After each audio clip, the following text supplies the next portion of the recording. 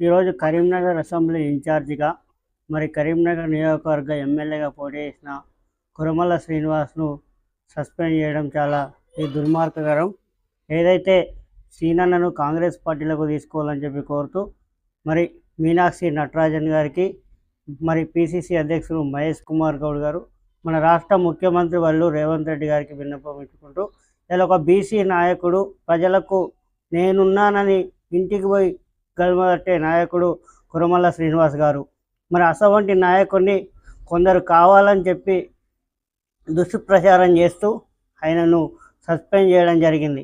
ఆయన ఏ నాయకుడి దగ్గర కమిషన్ల కకృతి పల్లేడు, ప్రజలల్లో మంచి మనిషి, ప్రజల పక్షాన పోరాడే బీసీ నాయకుడు కురమల్ల శ్రీనివాస్ అని చెప్తా ఉన్న బొమ్మకల్లో మంచి వ్యక్తిగా 5 సార్లు సర్పంచ్గా, జడ్పీటీసీగా ప్రజలలో ప్రజా నాయకునిగా జీవితం అనుభవిస్తూ ప్రజల పక్షాన పోరాడే నాయకుడే బొమ్మకల్ శ్రీనివాస్ గారు అని చెప్తా ఉన్నా.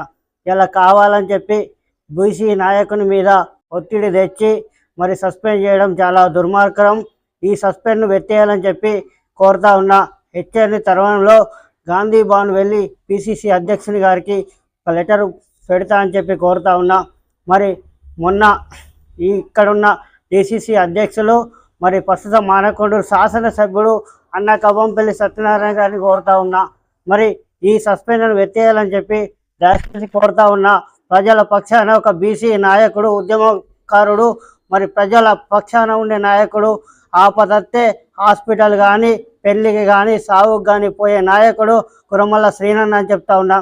ఇలా కురమల్ల శ్రీనన్న నాయకత్వంలో బలపరచాలని చెప్పి కరీంనగర్ ప్రజలకు కురమల్ల పక్షాన ఉండే నాయకులందరూ బలంగా ఉన్నారు. కురమల్ల నాయకత్వం కరీంనగర్లో బలంగా ఉన్నాయని చెప్తా కోరుతాం. మీ నాయకుడు Burra Nagaraj Goud, assembly vice president.